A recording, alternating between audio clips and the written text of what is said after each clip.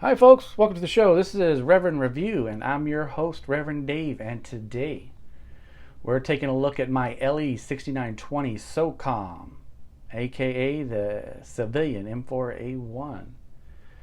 I understand that, as many of you know, safety is important and safety should always be first. Therefore, in order to be safe, I will be wearing my reflective PT belt.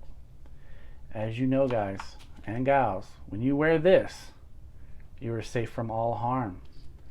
Anyone that's ever been in the military or currently in the military, you know these things are important to your safety. So therefore, to keep myself safe from this evil AR-15, I will be wearing mine.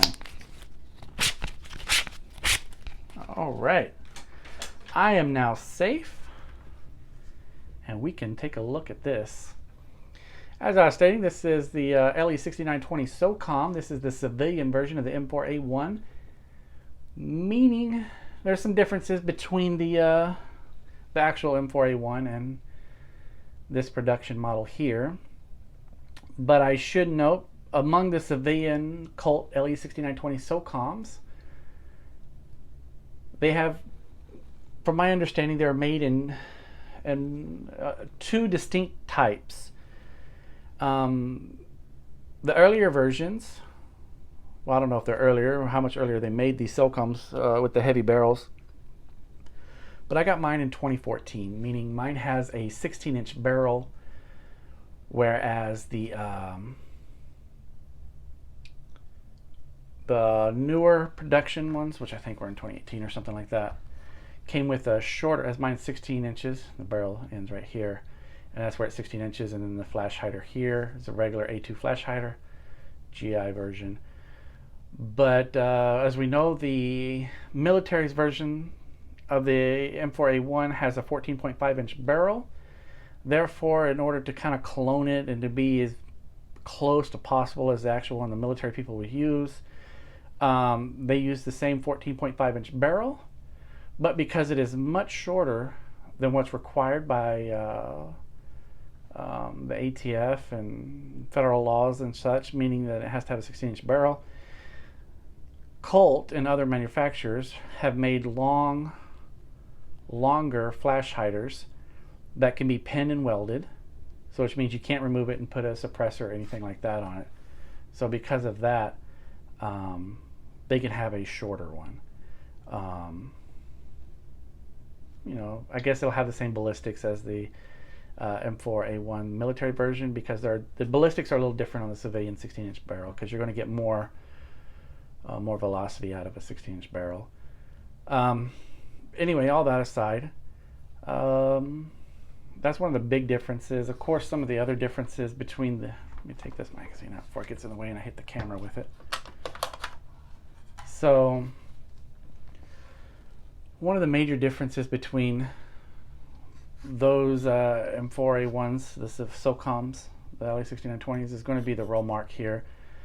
The newer production ones are kind of using the same roll marks and stuff that the military is using, which means this prancing pony, there'll just be one large prancing pony here and some details. But this is still a nice weapon, of course. Colt Defense, Hartford, Connecticut, USA. And the big difference between a civilian versus military is this selector fire switch. Here we have safe and fire.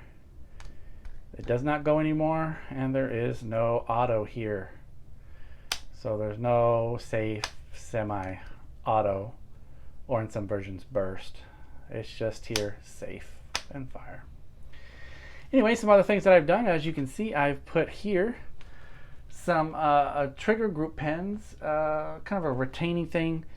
When you're shooting AR-15s a lot, or M16s or M4s or whatever you're trying to shoot, AR-10s, when you're shooting them a lot, I mean, when I say a lot, I mean more than most anyone watching this video is. Most all of you, including myself, will never shoot that many rounds through your AR-15 to require something like this. but it's I don't know, it's opinion if you want it or not. Anyway, so the pins over high round count, these pins, they're just pins. There's nothing connected to them normally. This thing right here is not here. It's just 2 pins, and they rotate while you're shooting, and over time they can make the hole bigger and the pins can just fall out. And once these pins fall out, this is what holds your whole trigger group together here. Once it falls out, the weapon's inoperable, and basically your whole lower, which is the firearm, this is what's considered the firearm by the ATF. Of course, this is the serialized portion of the firearm. Is no good anymore. I'm sure you can take it to a gunsmith and he could do something, or they make larger pens or what have you. But the best way to prevent that is just get something like this, and it'll just keep the pins still. It makes it where they don't rotate. Anyway, that's never here nor there. That's your preference. So I got this AR-15, this LE6920 SOCOM, back in 2014. Of course, when I got it, it did not look like this. It was a flat top. And up here on top, it did have this Modtech flip-up sight here, which some of you, if you're familiar with it, just you can graduate it, you know, how far you're wanting to shoot or whatever. So that's elevation, and of course through here windage and all that. So, and then on top of that, I have my holographic red dot sight, which many of you can tell this is an EOTech, and my specific EOTech is a 512, which means there's no night vision capabilities with it. And I have this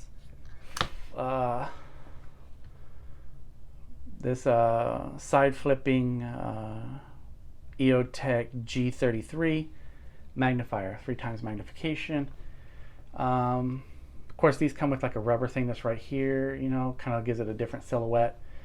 I don't know if they actually serve a purpose to have that, but to me it was ugly, and so I just took it off and discarded it. Of course, my buttstock here is different than what you come with a GI model collapsible buttstock comes with or looks like. I've traded out for this this one. I think it's a Hogue, and yeah, if you see right there, Hogue.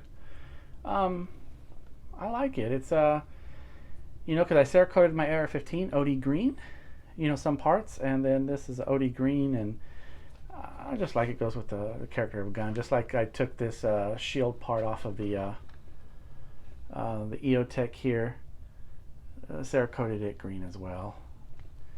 Of course, on my AR-15, I have here a Streamlight. My Streamlight ProTech, I think this one is 1000 lumens. I can't remember. And I have this pressure pad right here and an on-off switch. And it can also do a probe, you know, where it flashes or whatever real fast. What else about my AR-15?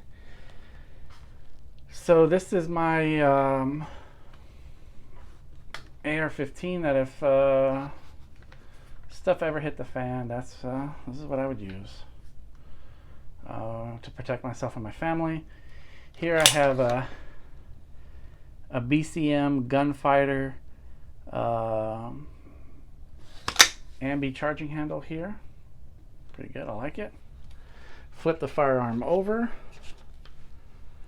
And what do we have here?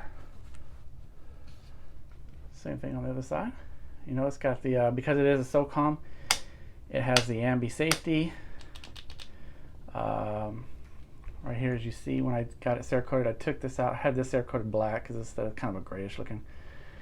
And so every part on my firearm has been Cerakoted, either green or a glossy black, kind of a glossy like that.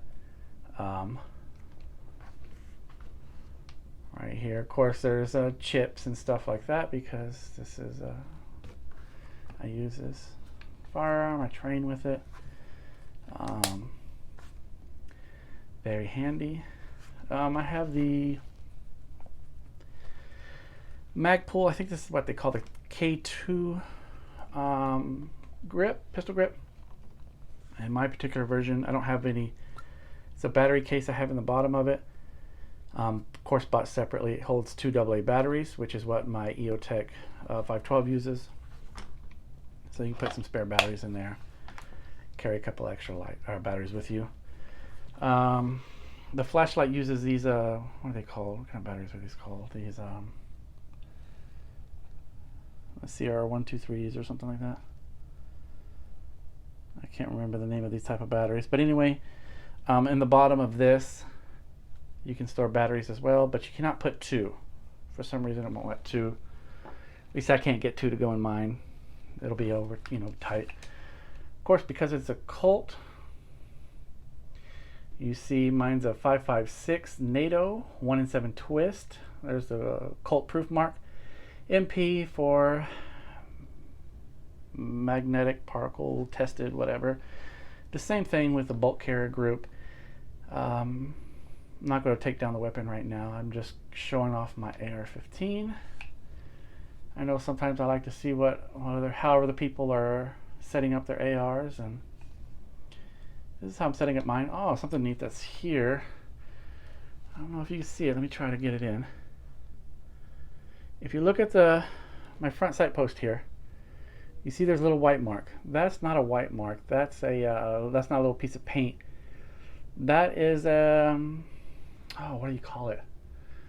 It's a night sight, so it glows. It's got the tritium sight in there, and I think it's made by Meprolite, I think, or something like that, out of Israel. And it really does. It's very handy. Of course, you can't use it with the magnifier, but it glows in the dark, just like on your pistol. You have like a night sight on your pistol. That's how that works. What's some other cool things I have on here? So right here on the I have a single point sling adapter right here by Magpul. I just coated it red. There I can have my single point sling attachment connected to there. Of course, there are other parts to put slings if you want. But that's where I put mine. That's where I keep mine and use it. This is my Colt LE6920. I could have gotten, there are many great AR-15s out there, AR-15 platforms, people. But sometimes you just want a Colt. And that's what I wanted. I wanted a Colt. So I made sure I got a Colt. It's a little more pricier than some of the others. I think when I got this one back in 2014 was $1,100 or $1,200.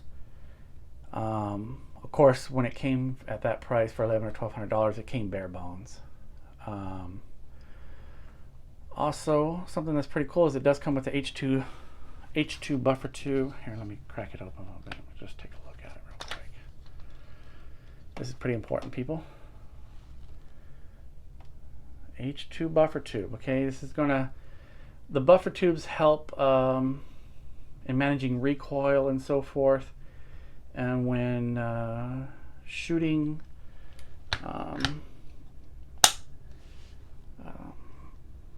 heavier projectiles from a shorter barrel and so forth, not meant for the M16 with a 20-inch barrel.